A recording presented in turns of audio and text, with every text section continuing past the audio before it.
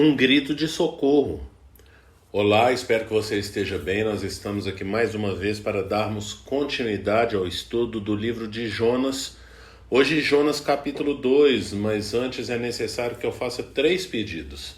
E o primeiro pedido é para que você não apenas curta, mas compartilhe esse estudo com outras pessoas, para que outras pessoas venham ser edificadas, venham ser abençoadas. O segundo pedido é para que você adquira a Bíblia 365, porque através dela você vai ler um trecho do Antigo Testamento, um trecho do Novo Testamento, um trecho de Salmos e um trecho de Provérbios. E com isso o desejo do nosso coração é te incitar a ler a Bíblia toda em um ano. Então aceite esse desafio, porque certamente será bênção na sua vida. E o terceiro pedido é para que você participe de pelo menos um dos estudos que nós disponibilizamos ali na igreja. Então temos estudos das segundas, às quartas, às quintas, aos domingos. São dias diferentes, horários diferentes, temas diferentes. E a intenção do nosso coração com isso é que você venha adquirir mais conhecimento de Deus, porque isso vai abençoar muito a sua vida e a sua caminhada cristã aqui nesse mundo.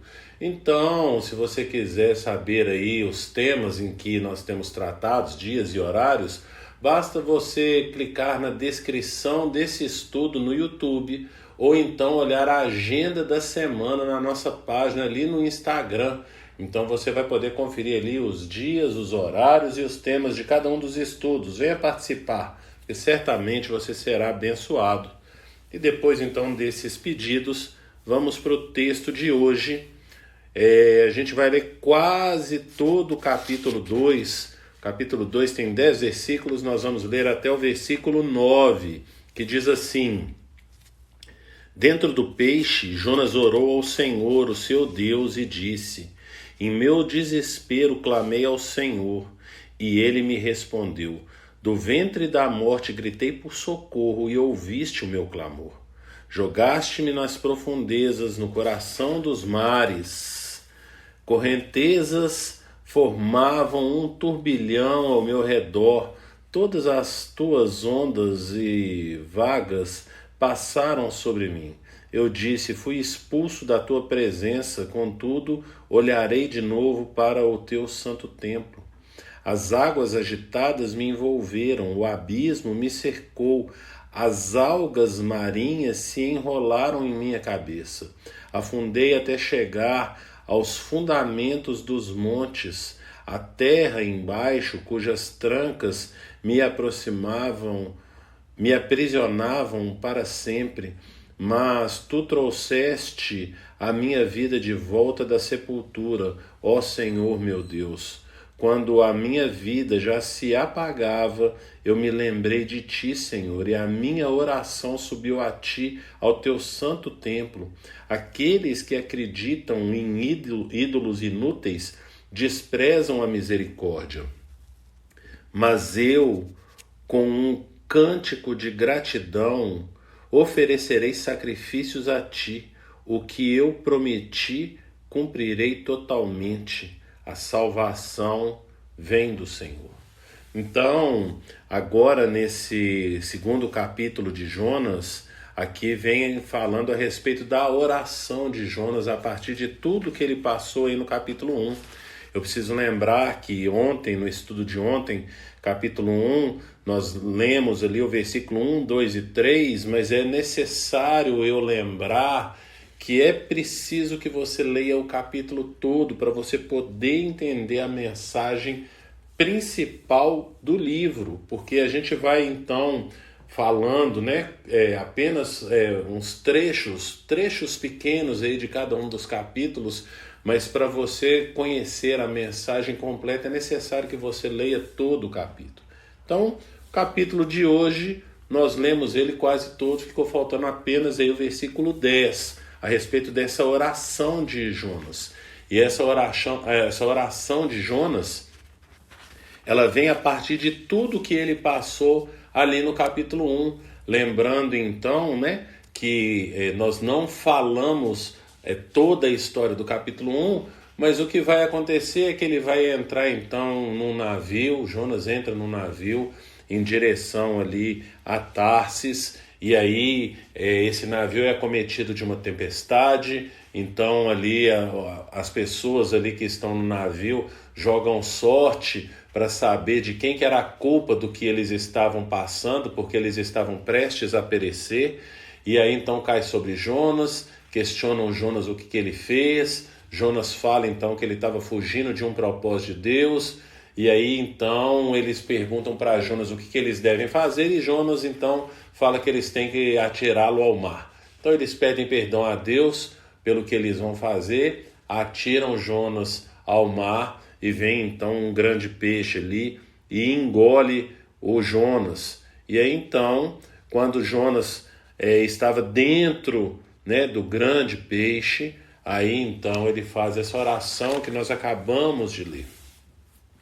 E o que é necessário nós trazermos para nós hoje, porque na história a gente percebe então que Jonas estava fugindo de um propósito de Deus.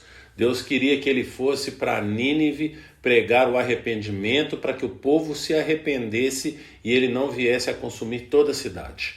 E aí então Jonas não vai até Nínive, porque, como falamos ontem, Nínive era uma grande cidade, posteriormente ela se torna a capital ali da Assíria, e o Senhor iria usar a Assíria para trazer juízo sobre Israel. Jonas, que era de Israel, reino do norte, não quer que Deus use então ali a Assíria como juízo sobre a nação de Israel, reino do norte.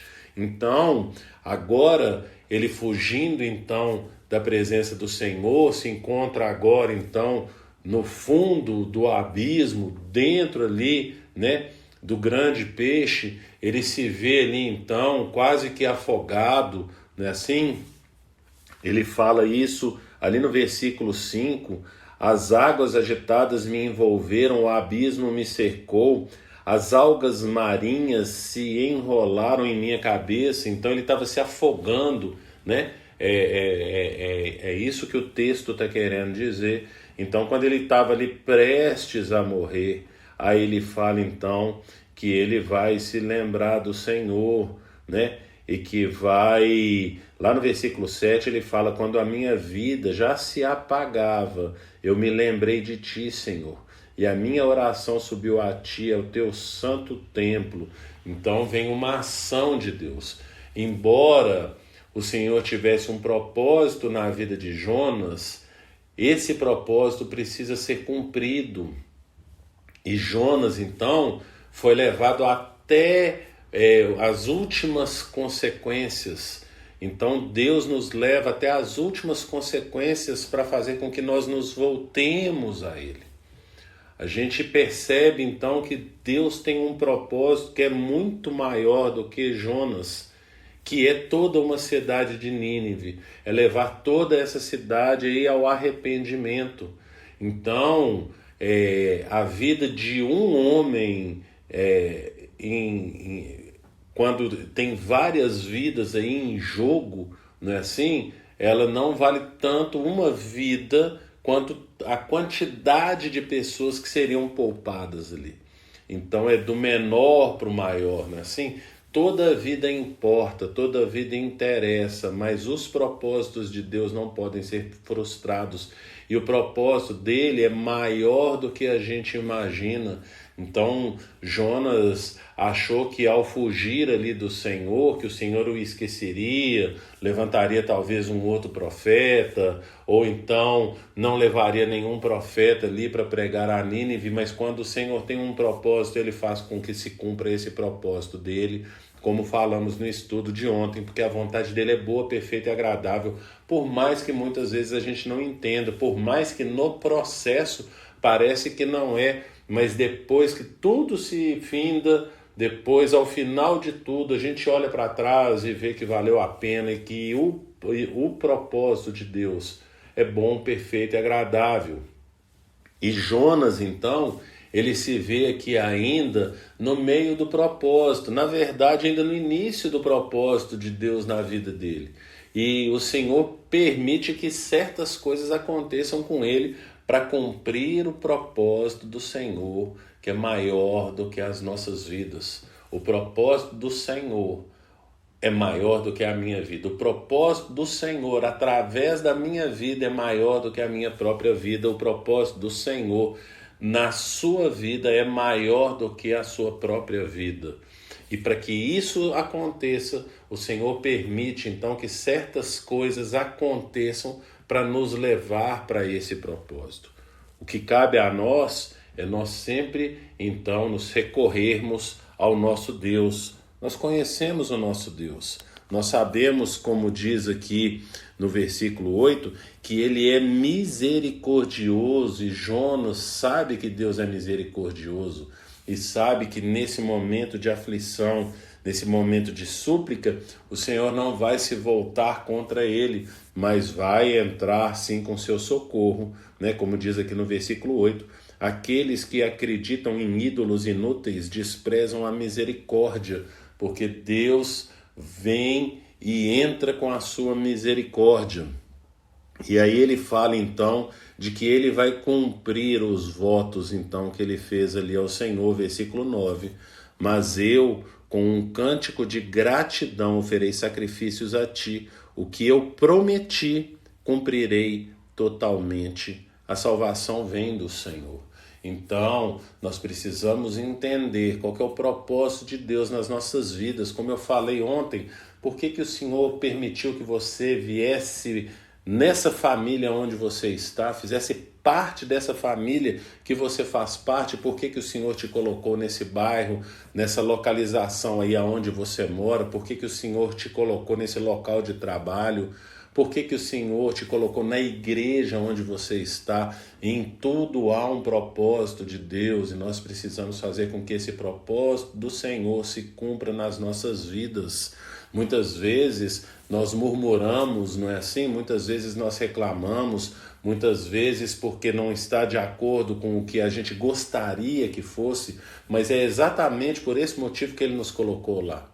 Se às vezes a sua família pode não estar do jeito que te agrada, mas Ele te colocou aí justamente para fazer diferença e mudar essa situação. E uma das formas, né, que Deus pode e vai te usar é através então das orações. Suas orações nunca serão em vão. O que o Senhor pede para Jonas é para ir pregar então o arrependimento. Então é através da pregação do arrependimento e através da conversão, Deus vai mudar toda essa situação, quer seja aí na sua casa, quer seja no local onde você mora, quer seja aí no seu trabalho, quer seja na igreja onde você está. O Senhor te colocou com um propósito, faça cumprir esse propósito. E se você não sabe qual que é esse propósito, pergunta a Deus. Certamente você sabe. Às vezes está um pouquinho, parece que às vezes está um pouco nublado, que você não consegue enxergar direito o propósito, mas no seu coração o Senhor já vem falando com você. Então, não vire as costas para Deus, entenda o seu propósito, entenda o seu chamado, cumpra o seu propósito, cumpra o seu chamado, pense nisso e que o Senhor te abençoe.